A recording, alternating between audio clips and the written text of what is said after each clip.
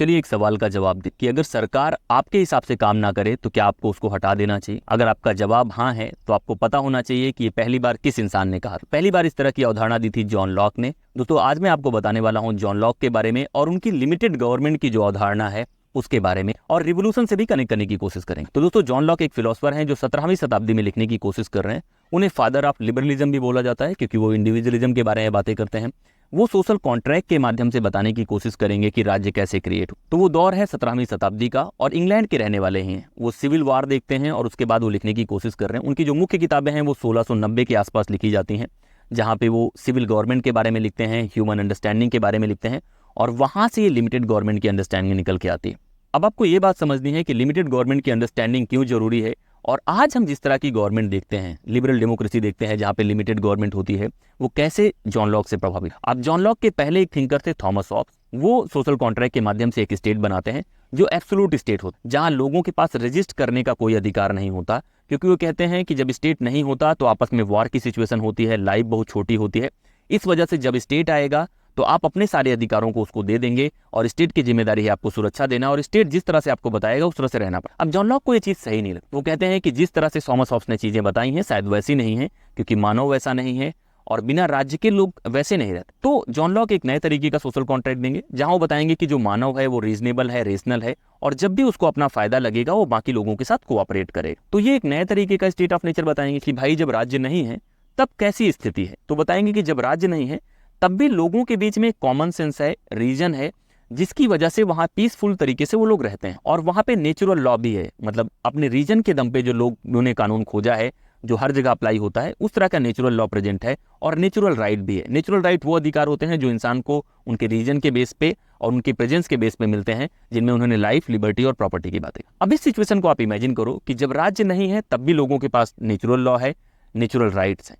अब लॉक कहते हैं कि भाई सारी चीजें तो ठीक है, बस स्टेट ऑफ नेचर में जब राज्य नहीं है तब कुछ दिक्कतें हैं।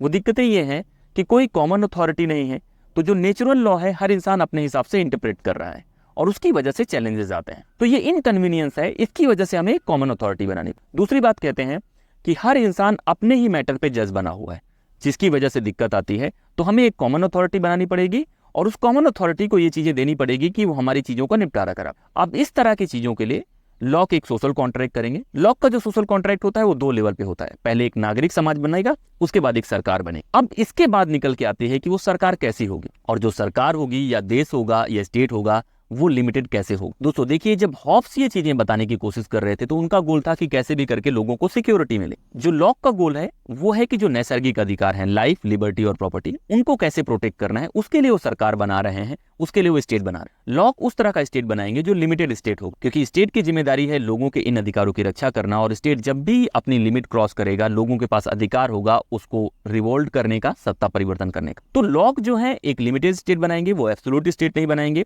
लॉक वाला जो स्टेट होगा उसका काम होगा कानून को इंटरप्रेट करना, ना कि सारे कानून बनाना। लॉक का जो स्टेट होगा उसकी सुरक्षा के साथ साथ उसके अधिकारों का भी ध्यान रखेगा। अब एक बात आपको और भी जाननी है कि लॉक जो है फादर ऑफ लिबरलिज्म भी जाने जाते हैं, और ये क्लासिकल जो लिबरलिज्म है उसके एक प्रोपाउंडर माने जाते हैं। क्लासिकल लिबरलिज्म में जो स्टेट होता है वो नाइट वॉचमैन की तरह होता है। उसका जो काम होता है ये देखना होता है कि जहां प्रॉब्लम है वहीं पे आपको जाना है। स्टेट का जो रोल होता है क्लासिकल लिबरल के हिसाब से वो निगेटिव रोल है, कि जहां भी प्रॉब्लम है वहीं आपको इंटरवीन करना है, और लोगों की जिंदगी बेहतर करना आपका गोल नहीं है कि आप वेलफेयर स्टेट का रोल करें। जो लॉक का स्टेट है वो लिमिटेड स्टेट भी है, लिमिटेड गवर्नमेंट भी है, साथ साथ वो नाइट वॉचमैन भी है।